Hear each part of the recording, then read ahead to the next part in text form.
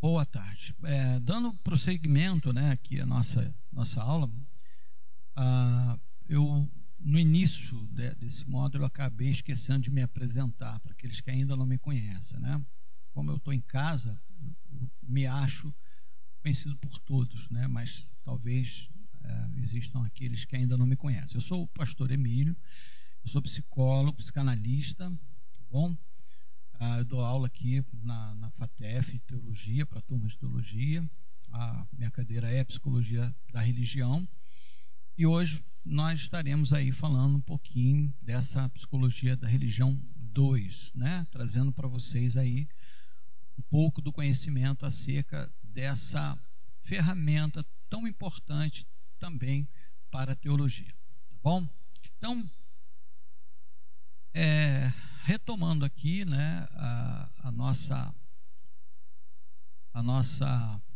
matéria, nós estamos falando sobre a experiência religiosa, né? Então nós falamos do ser humano, dessa criança, né,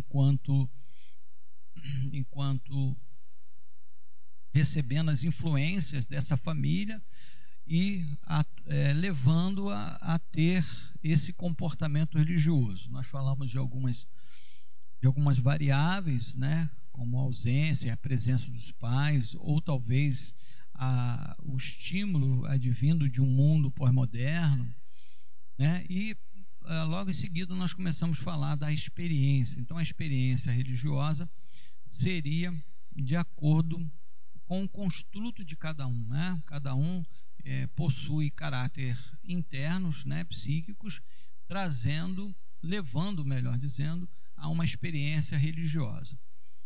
E, dando continuidade aqui, a experiência religiosa, né, vou voltar no slide, também amplamente conhecida como experiência mística, né, nós estamos falando do misticismo, né, então, o que seria misticismo, na verdade? Então, a fala mística aqui,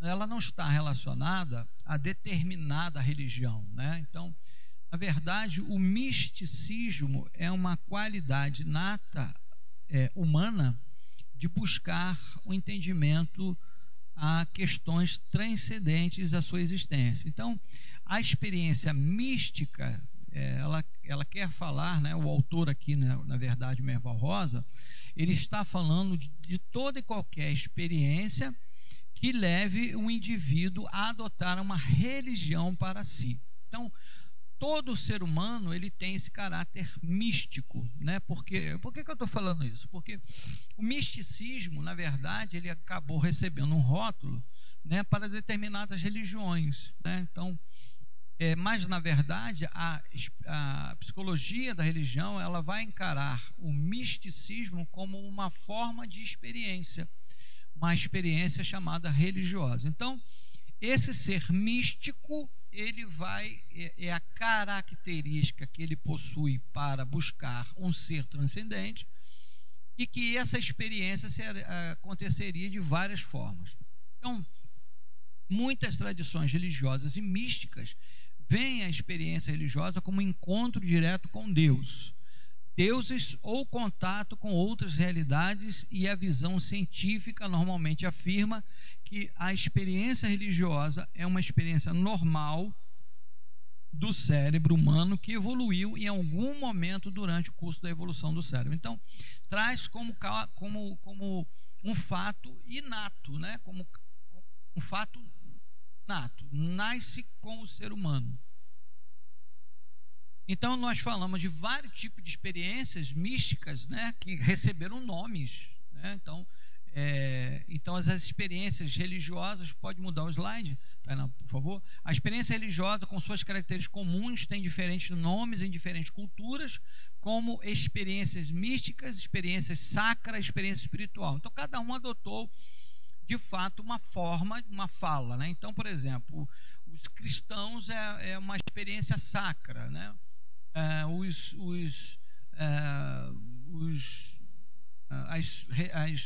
As tradições orientais são as místicas. Enfim, cada um adotou uma forma de experiência. E aí eu listei vários tipos de experiências religiosas, né, místicas, com um nome, né, como Unio, mística, Irfan, Sadame, Moksha, Teoses, Gnosis, Enosis, Nirvana, Satori, Samadhi, consciência pura. Então, vários tipos de experiências, né, de falas místicas.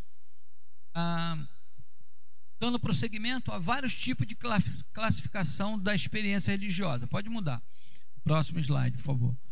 Segundo Erving Goodenough, a psicologia da experiência, a psicologia das experiências religiosas, o livro, né? Então, a primeira coisa que nós precisamos falar, né, a primeira definição de experiência seria experiência legalista, né? O legalismo. O que seria? O que define como a aceitação de qualquer código que se crê incorporar o certo, os bons costumes, aceitando esse código como norma absoluta de conduta. Então, como eu falei, existem vários tipos de contato com o misticismo. E cada um terá a sua experiência mística, né? Por que isso ocorre, professor? Porque cada um tem o seu construto interno psíquico. Lembra das gêmeas que eu falei com vocês? E cada experiência, ela foi entendida ou recebeu uma nomenclatura através da psicologia da religião. Então, primeira experiência listada aqui, né, não como uma ordem de fatores, mas como algo mais didático, primeira listada seria a experiência legalista. Ou seja, a experiência define como aceitação de qualquer código que se crê incorporar o certo, os bons costumes, aceitando esse código como uma norma absoluta de conduta. Então, a experiência legalista leva um indivíduo a ter uma experiência pura e simples com aquilo que ele acredita como certo, e acabou. Não existe, não paira a dúvida, não paira a discussão, não paira né, a evolução ou a não evolução do conceito ou da experiência mística, mas apenas em aceitar para si conceitos, né, valores, né, que me são passados, e aí eu dito uma regra para mim mesmo chamada como regra do certo. Então, é certo que eu deva adorar a um Deus. É certo que eu tenha que adorar esse Deus. É certo que eu tenha que adorar essa entidade. É certo que eu tenha que adorar esse ser transcendente. Por quê? Porque me foi apresentada esse ser, e esse ser ele vai falar a mim sobre a minha necessidade de entendimento, a minha transcendência, e não cabe a mim nenhum tipo de comprovação, não cabe a mim nenhum tipo de discussão, apenas em aceitar para mim essa forma de religiosidade, né? Então, essa experiência nós chamamos de experiência legalista. Então, a atitude se torna uma experiência religiosa quando, por haver obedecido ao código, o homem experimenta a sensação de retidão interior e de sua segurança exterior para com o próximo, com o certo ou com o Deus. Então, o legalista, como eu falei, ele tem um autoconceito do certo, né? Então, esse certo vai ser o Deus dele, né? Então, que tipo de Deus, que tipo de entidade, que tipo de ser transcendente no qual vem falar para mim que eu tenho que acreditar nele. Então, exposto para mim. Então, a primeira experiência se chama experiência legalista. Aí você pode fazer uma série de observações. Existem dentro de cada religião pessoas com vários tipos de experiência. Então, existe o católico legalista, existe o evangélico legalista, existe o espírita legalista. Então, a experiência ela vai falar muito mais acerca do homem com relação à sua forma de ver religião. Então, é a minha experiência frente à minha necessidade de dar cabo à minha fala religiosa, que não tem nada a ver com com a formas, né, de religiosidade, mas a minha experiência que vai me levar a ter dentro de cada uma religião aquela que eu aceito para mim. Como eu falei, o católico, pode existir um católico, um cristão, né, legalista, tanto católico como protestante, enfim, pode haver um espírita legalista, pode haver enfim, qualquer tipo de expressão religiosa acerca da minha experiência, e uma das experiências pode ser uma experiência da forma legalista. A experiência religiosa legalista, quando o homem obedece à letra do código que ele adota, sente-se bem. Quando, porém, voluntariamente o homem infringe esse código, é perseguido por terrível sentimento de culpa. Então, o legalista, né, aqui o Merval Rosa ele traz uma palavra aí chamada código, né? O que seria esse código? O código seria a lei, né? As leis que essa religião vai trazer sobre si. O que eu posso, o que eu não posso, o que eu devo fazer, o que eu não devo fazer. E esse legalista, ele vai estar, como ele aceita para si essa forma de viver sem que haja nenhum tipo de compreensão, né, entre aspas, né, eu não preciso pensar acerca de se está certo ou errado, apenas aceito como certo. E esse legalista, né, esse indivíduo que tem essa experiência religiosa legalista, ele vai trazer sobre você um código de ética, né? Seguinte, se eu fizer isso, está certo, ok. Se eu não fizer, está errado. E se eu não fizer, eu posso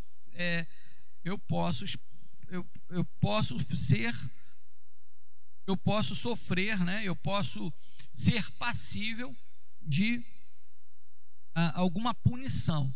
E aí entra a questão da culpa, né? Não fiz conforme o Ser Supremo disse que eu tinha que fazer, fiz errado, então eu me culpo por isso. Então esse ser legalista, ele vai sofrer muito com esse sentimento de culpa, porque existe nele algo intrínseco chamado lei, código do que seja certo e do que seja errado.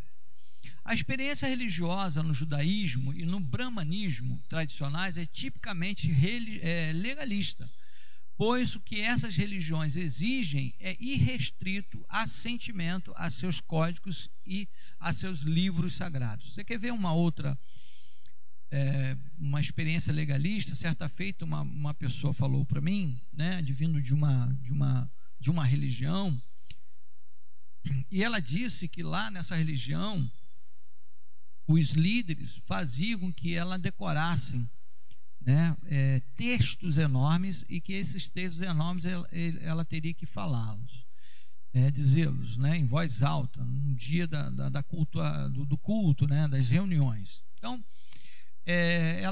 eles entregavam um livro para ela e ela precisava decorar aquele livro, porque no dia das reuniões ela precisava citar aquilo, né? E ela disse para mim, certo momento, que ela se sentia muito culpada, porque ela tinha uma dificuldade enorme de gravar, de decorar. E ela se sentia como peixe fora d'água, né? Porque se eu não consigo decorar, então eu estou errada, eu posso ser passível de punição. E de uma certa forma, prejudicar o meu relacionamento com essa entidade mística, essa entidade mística que eu tenho buscado fazer, né, à vontade. E aí me veio esse caso, lembrando que é uma forma legalista, né, de levar as pessoas a tipo de experiência legalista. O puritanismo de várias denominações protestantes e a demanda de restrita obediência à igreja no catolicismo tende a produzir um tipo de legalista de experiência religiosa. Então, como eu falei para vocês, então o legalista, né, aqueles que possuem experiências legalistas, não são aqueles apenas que estão no meio protestante ou aquele não. Então, é qualquer tipo de comportamento desse indivíduo, através da sua experiência religiosa, que vai determinar o seu legalismo, né? Então, a sua forma, a sua experiência legalista. Psicologicamente, o legalismo torna a vida mais tranquila, tanto interior quanto exteriormente, porque resolve a ambiguidade das exigências, tanto da sociedade humana quanto da sociedade divina. Então, como o autor aqui diz, psicologicamente, o legalismo torna a vida mais tranquila. Por quê? Porque se eu faço aquilo que a minha religião diz que eu tenho que fazer, pronto, resolvi meus problemas. Então, aquela velha frase, né, do filósofo, ser ou não ser é a questão, né? Então, ser ou não ser, eis a questão, inclusive da minha existência, né? Ser ou não ser. E aí o legalismo, né, o código forte, me tira dessa sinuca de bico. Eu não preciso pensar nisso. Ser ou não ser, é ser. Eu vou ser isso, eu vou obedecer aquilo. Então, isso tanto para qualquer tipo de religião. Então, cristianismo, enfim, existem os legalistas que não precisam pensar em nada, apenas obedecer aquilo que a denominação ou as regras da denominação propõem para eles, né? Eu lembro de um amigo meu que ele jogava futebol comigo e ele era de uma determinada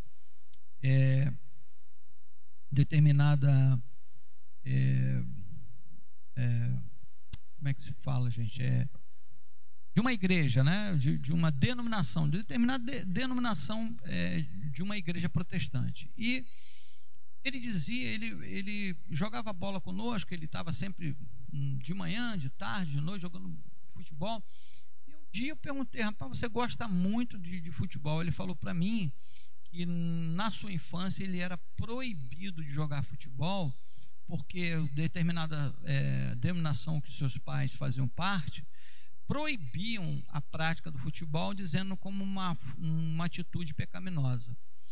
E assim, os pais proibiam de forma veemente e às vezes castigavam, porque ele simplesmente chegava em casa com uma bola de futebol e aí ele era duramente castigado e duramente punido por uma prática tida como uma prática pecaminosa. Por muitos anos da vida dele, ele encarava o futebol assim, até o dia que ele entendeu que não se tratava apenas disso e que ele escolhera, a partir de então, jogar futebol, enfim. Então, essa forma legalista, né, dessa denominação, né, cristã, protestante, de fazer com que os seus súditos vivessem uma vida de regra, de prática, né, e as pessoas aceitavam como nenhum tipo de constrangimento, qualquer tipo de dúvida. Então, é isso, aquilo é aquilo. Então, satisfaz psiquicamente determinados tipos de pessoas que não precisa pensar no certo e errado. O certo é aquilo que eu preciso fazer porque a minha religião diz que tem que ser, e aí eu vou fazer. Então, é o que Merval Rosa está falando aqui. O supralegalismo. Se no legalismo o indivíduo delega a responsabilidade moral de sua decisão a um código que ele toma como norma absoluta de sua vida, no supralegalismo o homem mesmo estabelece seu ideal e se torna, por assim dizer, a sua própria lei. O supralegalista não ignora os códigos vigentes, mas lhes dá uma interpretação muito mais pessoal. Então, o supralegalismo é justamente um indivíduo não apenas acredita, mas ele passa a usufruir de forma, como eu posso dizer, ele passa a usufruir de forma pessoal esses códigos esses códigos, né, essas leis, né, e cria para si, né, ele cria uma interpretação particular acerca daquilo que ele entendeu como o código que vem através da experiência religiosa. Então, ele constrói em cima daquilo, né, uma forma de pensar, uma forma de viver, uma forma de se relacionar com esse Deus a partir daquilo que ele interpretou. Então, se eu interpretei que a minha religião é a melhor de todas, não cabe aos outros pensarem de forma diferente, porque eu vou provar que eu sou eu estou certo e os demais estão errados. Então ele cria uma forma política, uma forma social, né, onde ele constrói uma lei, né, onde ele se faz a própria lei, ele se faz o próprio juiz de outras religiões, de outras leis. Então o supralegalismo é aquele que, além de pegar a religião para si, mas ele utiliza essa religião, dando a ela uma interpretação própria, pessoal, acerca desses códigos religiosos, dessa norma, dessas leis, né, que vêm através da sua religião. Então esse supralegalismo, como eu falei, muitas vezes se torna o próprio juiz de todos, né, fazendo com que as pessoas venham acatar a sua forma, a sua experiência religiosa naquilo que ele acredita como certo. Então o supralegalismo, ele está acima de todos, né? Ele se passa a interpretação, né, que se passa é de que ele está acima de todos como certo. A experiência religiosa supralegalista é profundamente criativa, né? Então Merval Rosa vai dizer: homens como Jesus, Paulo, Gandhi, Lutero, Francisco de Assis, John Wesley foram personalidades altamente criativas. Convém notar, entretanto, que a experiência criativa desses vultos marcantes pode tornar-se um código para seus seguidores. Nesse caso, o sentimento mesmo de sua obra é deturpado. Os seguidores se tornam meros imitadores e sua experiência não vai além da adesão a um novo código. Então, quando o Merval Rosa está falando da criatividade, então o supralegalista, além de não ser aquele homem fechado ao entendimento, né, ele cria, ele pensa, né? E esse supralegalismo encontrado nesses autores, aí fala: bom, pastor, mas aí o Paulo foi um supralegalista, sim, mas o supralegalismo, como eu falei, não tem só a ver com lados negativos, né? Então tem os lados positivos. Então o negativo é aquele que é a própria lei acima de tudo certo e errado. O criativo, positivo, é aquele que entende como regra de prática para você, vive aquilo e transmite ao outro. Foi o caso de Jesus, foi o caso de Paulo, que eles transmitiam aos outros as verdades nas quais eles acreditavam como sendo verdades, né? Então o próprio Jesus disse que eu sou a verdade, sou o caminho, a verdade e a vida, ninguém vê ao Pai senão por mim. Então é uma forma supralegalista de dizer que há um Deus acima de todas as coisas, naquilo que eu somente acredito. O supralegalismo positivo é aquilo: eu digo aquilo que eu aceito como verdade e quero que as pessoas também aceitem. E aí eu uso da criatividade para transmitir essa verdade. E aí talvez entre no lado positivo, né, de que a experiência para mim é válida, a experiência religiosa para mim é válida, e essa experiência válida para mim, eu preciso transmitir aos outros. Eu não posso dizer para os outros uma coisa se eu não experimentei, né? Então, se eu experimentei como de fato é, para os outros vou transmitir verdade. E aí entra a questão positiva ou negativa. Ou eu me torno juiz de todos, me dizendo que todos estão errados, ou apenas tento transmitir a verdade acerca daquilo que eu experimentei. Então, o supralegalista é aquele que tem como característica a criatividade. Eu coloco aí toda a forma religiosa de destacar, né, de abraçar seguidores.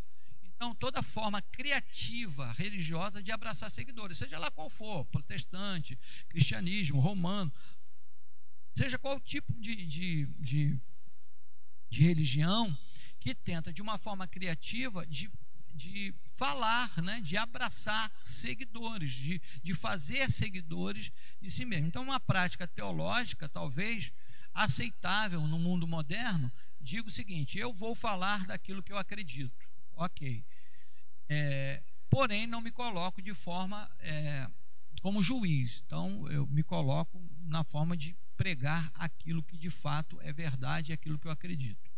E aí é uma característica do mundo pós-moderno, da teologia pós-moderna. E ele está falando que um dos grandes problemas, que o sentido mesmo de sua obra é deturpado quando os seguidores se tornam meros imitadores. E aí entra uma das questões importantes do lado negativo desse supralegalismo, porque muitas vezes esse supralegalismo levam que as pessoas não de fato venham a experimentar, né, tenham experiências religiosas, mas viver a experiência do outro, né? Quando eu me coloco como o ser que fala a verdade, eu quero ser esse ser que fala a verdade, porém eu não entendo por que ele fala a verdade, ou talvez eu ainda não entendi que esse ser que fala a verdade teve uma experiência para falar a verdade, né? Como o caso de Paulo, que falou o que falou, se tornou um supralegalista no que diz respeito ao Evangelho, mas ele teve uma experiência, né? Uma experiência muito clara com Jesus, né? De conversão. E aí ele pôs-se então a falar de forma supralegalista a sua experiência com os demais. Mas o grande problema, como Erva Rosa vem dizendo aqui, que é a interpretação que dou a essa fala, não sendo colocando ou não valorizando a experiência propriamente dito, mas fazendo que viver a experiência do outro. Então é um risco que o supralegalismo sempre traz em seu bojo. Uma outra forma de experiência, né, é a ortodoxia. A ortodoxia, a característica por excelência da experiência ortodoxa é a pretensão de que só o indivíduo possui verdade. Então, o ortodoxo, ele vai além do supralegalismo, né? Então, ele não aceita nenhum tipo de experiência religiosa a não ser a própria, né? Então, aí entra a questão, talvez, dos judeus da época de Jesus, onde eles se colocavam como os seres supremos, donos da verdade, aqueles que detinham o poder dos 10 mandamentos, enfim, e eles ali cumpriam de forma ortodoxa, sem que pudesse dar a possibilidade de ouvir outra coisa a não ser aquilo que eles acreditavam. E Jesus, ele entra como supralegalista, trazendo a verdade, e os ortodoxos judeus não aceitando de forma imperativa nenhum tipo de fala, e aí o tempo todo eles colocam, né, Jesus à prova, enfim.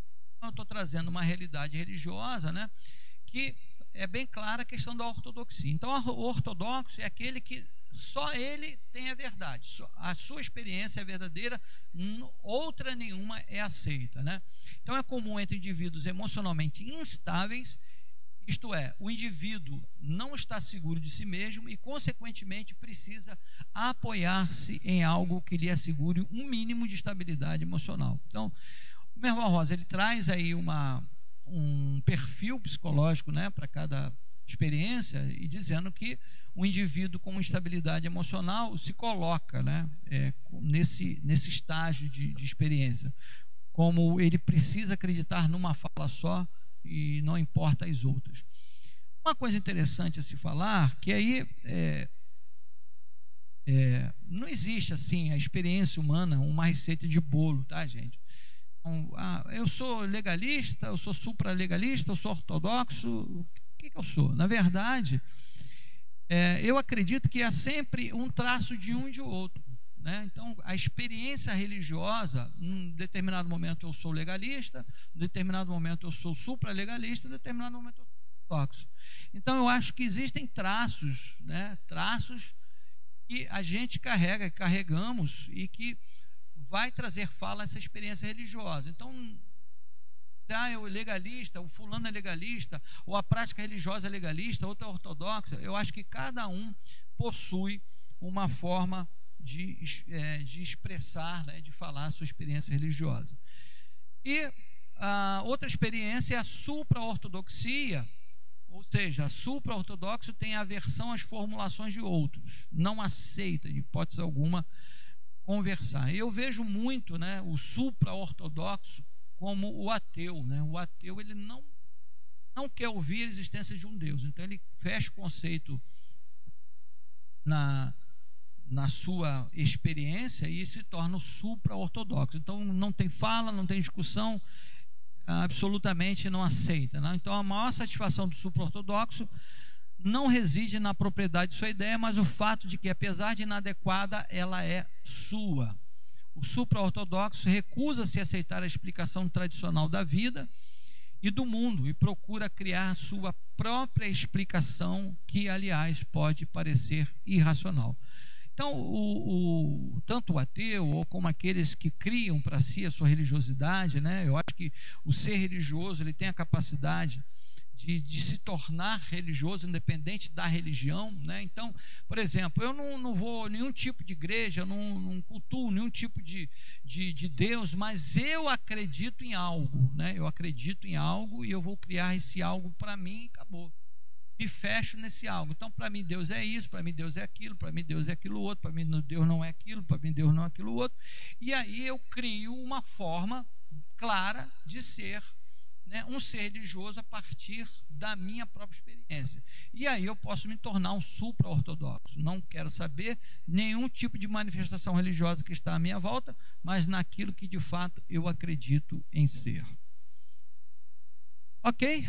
Bom, vamos falar um pouquinho, né, do comportamento religioso agora. Nós vamos falar um pouquinho do comportamento religioso, trazendo falas de que tipos de comportamento. Então, Walter Clark, A Psicologia da Religião, uma introdução à experiência e ao comportamento religioso, classifica o comportamento religioso em 3 categorias. Então, primário, secundário e terciário. Então, vamos ao primário.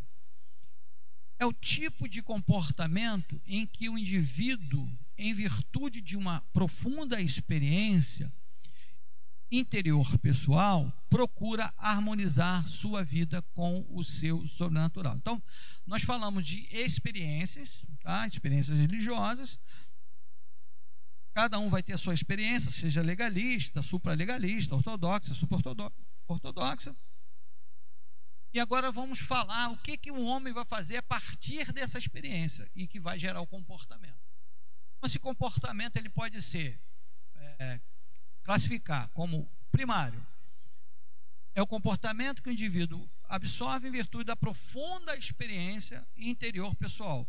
Procura harmonizar sua vida com o seu sobrenatural. Pronto, ele teve uma experiência com um Deus pessoal, com um Deus pregado, que foi falado, que foi apresentado, e aí ele próprio tem essa experiência com esse Deus, e ninguém tira dele essa experiência, ninguém consegue definir essa experiência. É dele, é próprio.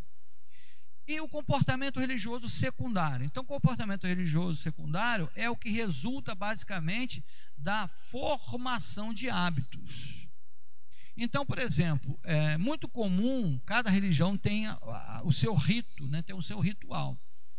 Então, muitos não sabem por que do ritual, do rito, né? Por que eu vou para um determinado ponto para me reunir, né, para uma reunião, para cultuar um Deus, e, enfim, aí ele passa a não ter uma experiência própria com um Deus, mas ele acaba absorvendo outros com relação aos hábitos. Então, eu vou numa reunião. Por que eu vou na reunião? Não sei, eu sei que eu vou porque todo mundo vai. E isso é um tipo de comportamento religioso secundário, ou seja, eu não experimento, porém eu vivo o hábito do outro, tá? Um bom exemplo disso é a prática da oração. Se a alma é levada a orar como resultado de um pulso interior, a oração será um comportamento religioso primário e altamente enriquecedor. Se, porém, ela é apenas um hábito, temos simplesmente o comportamento religioso secundário. Então, veja só, um exemplo do pastor Benval Rosa, que ele vai falar sobre o hábito de orar. Se a oração ela vai trazer algum aspecto de elevação do meu espírito, ou que contribui como uma forma de fala, de fato, eu me sinto como aquele que falou com Deus, seria um comportamento primário. Agora, se eu faço uma oração pelo simples fato de fazer a oração, sem entendimento que essa oração é minha prática de falar com um Deus, aí eu vou ser pego na questão do comportamento secundário. Então, pastor Merval Rosa, em seu livro, ele faz essa exemplificação muito clara para que a gente possa ver comportamento primário, comportamento secundário. E o comportamento terciário? O comportamento religioso terciário é aquele que nada tem a ver com uma experiência de primeira mão, é simplesmente uma questão de rotina ou convencionalismo. O indivíduo faz tal coisa apenas por mero conformismo e determinação da tradição religiosa. Pastor, uma pessoa que tem um comportamento terciário, ele pode ter um comportamento secundário, ele pode ter um comportamento primário? Sim. Então, o comportamento terciário tem muito a ver, talvez, com os filhos, né, que estão ali no seio da família.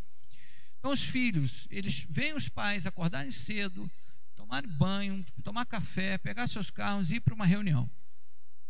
E lá ele vai para uma reunião, ele assiste a reunião, ele sai da reunião com os pais, volta para suas casas, almoça, fica à tarde em casa, depois quando se prepara de novo para ir para a reunião de novo à noite, né, para aquela comunidade religiosa. Os filhos talvez eles fazem parte de um contexto que, porém, a experiência religiosa deles é terciária, ou seja, faz apenas por conformismo. Eu não tenho que dizer, eu não posso dizer que tem que ficar em casa. Meus pais estão me levando, não tem que ir. E determinada tradição religiosa. A tradição dos meus pais é ir para uma reunião de manhã e de noite no domingo, ou na terça, ou no quarto, enfim. Eu estou à mercê, né,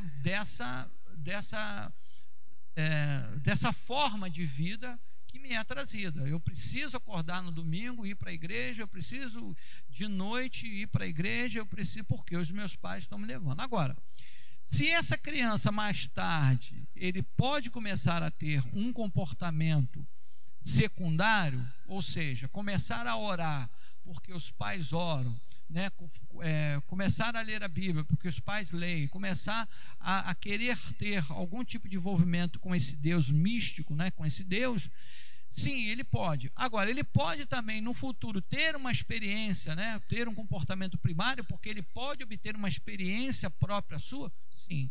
Então vocês veem que é uma forma talvez de evolução que pode acontecer nas suas experiências, no seu tipo de comportamento religioso. Então cada experiência pode levá-lo a ter um tipo de comportamento, tá? A evolução da experiência religiosa. A experiência religiosa varia tanto em grau de intensidade como em significação, de acordo com as várias circunstâncias que rodeiam o indivíduo. Como dissemos acima, a experiência religiosa está sujeita às mesmas leis gerais da evolução psicológica do homem.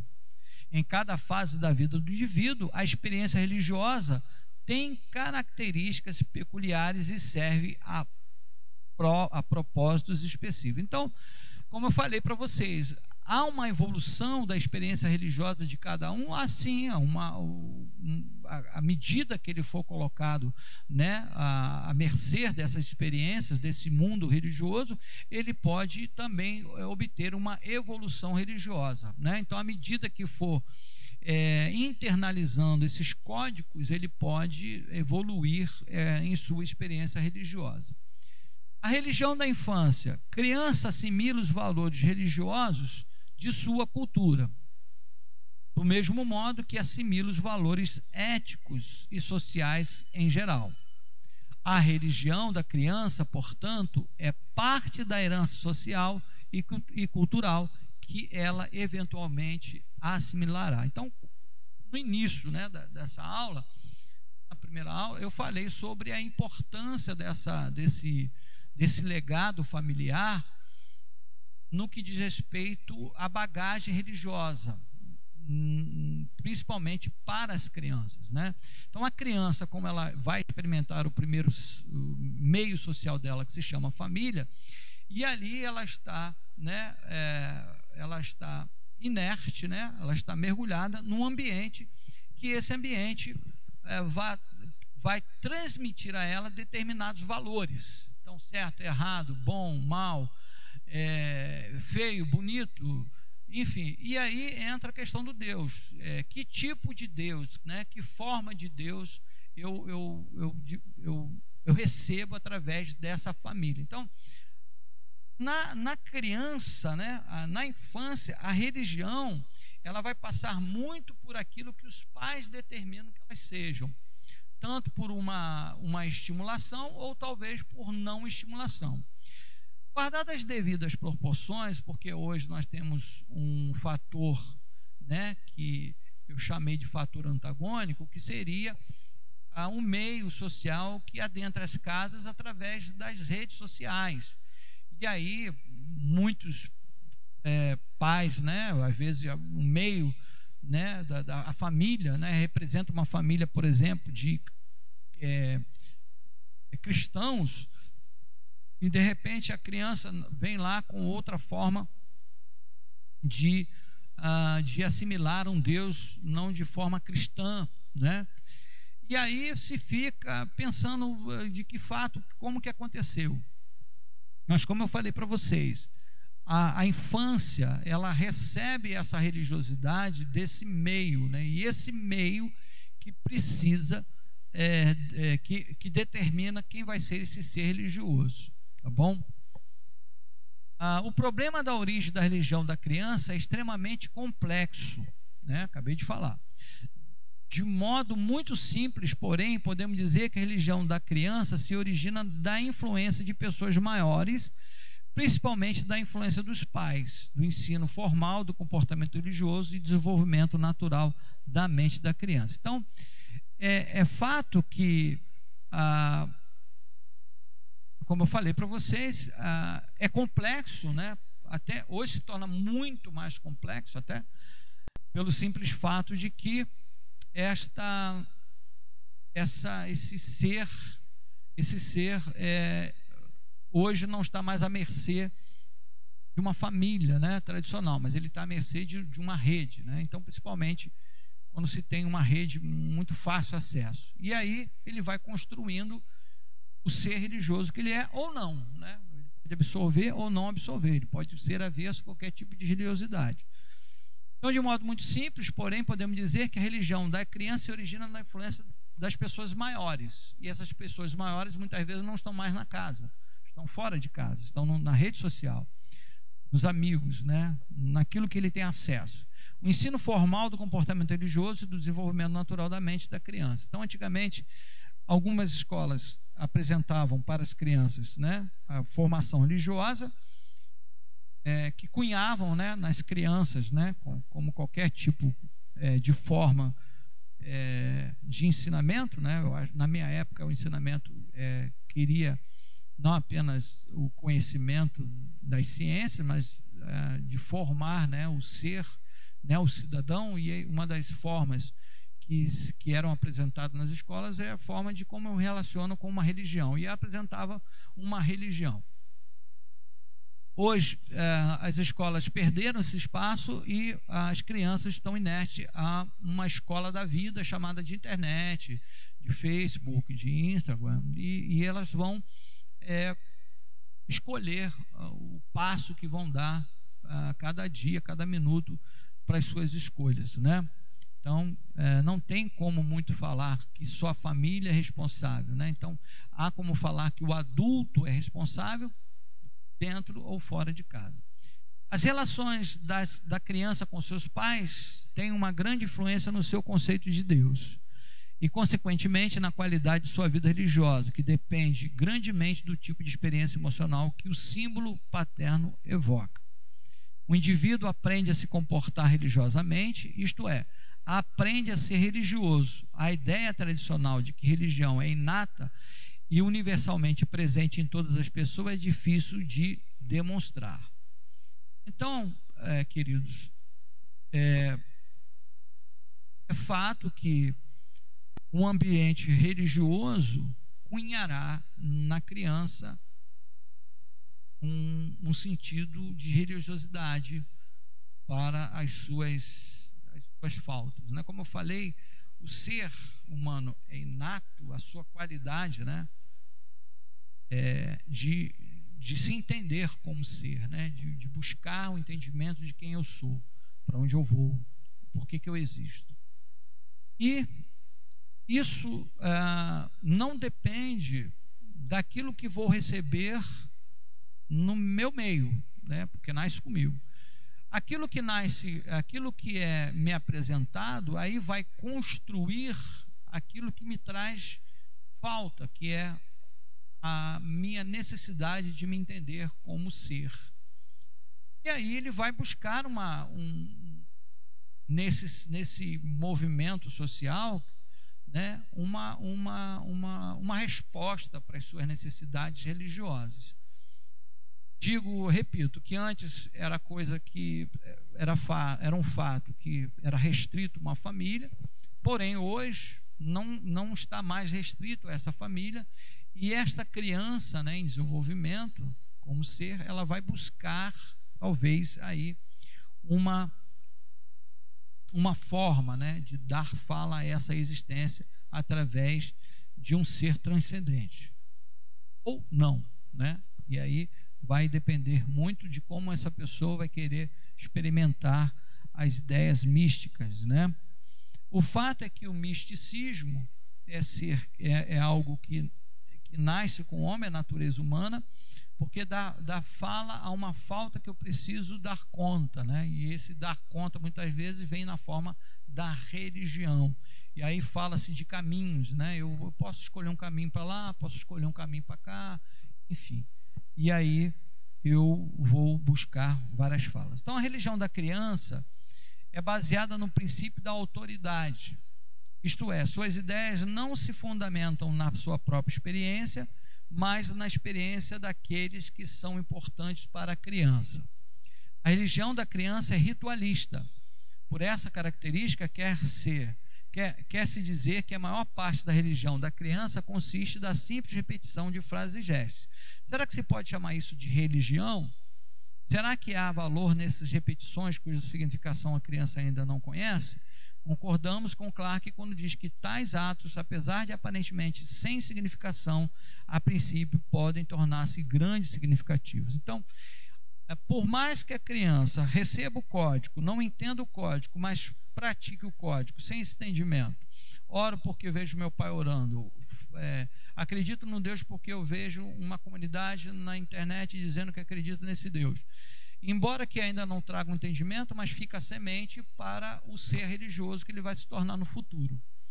Então, esse ser religioso, ele vai se tornar religioso, né, qualidade ou não qualidade, se a gente pode dizer, né, ou mais religioso ou menos religioso, com que forma ele vai se relacionar com essa religião, de que forma eu vou ter essa experiência, seja legalista, seja supralegalista, ortodoxa, supra-ortodoxa, de que forma, que comportamento eu vou apresentar, primário, secundário, terciário, não interessa. O importante é que esse momento é um momento em que ela recebe essa sementezinha, uma semente que fica plantada ali para dar fala, tá bom? Quando faltar um minuto você me fala, tá? Bom, amados, de fato, o que nós tínhamos para falar nessas duas aulas, né, iniciais, era justamente definir a psicologia, definir a psicologia da religião, falar da evolução, falar do comportamento, né, do comportamento religioso, falar do tipo de experiência, né, religiosa, seja legalista, né, de que forma se daria, falar do comportamento, um pouquinho do comportamento, primário, secundário, terciário, a evolução e a religião da infância. Bom, eu acho que com isso nós conseguimos falar a primeira, a segunda aula, e vamos deixar aí para a próxima aula, então, que a gente vai dar continuidade à Psicologia da Religião 2, tá bom? Até a próxima aula, se Deus quiser.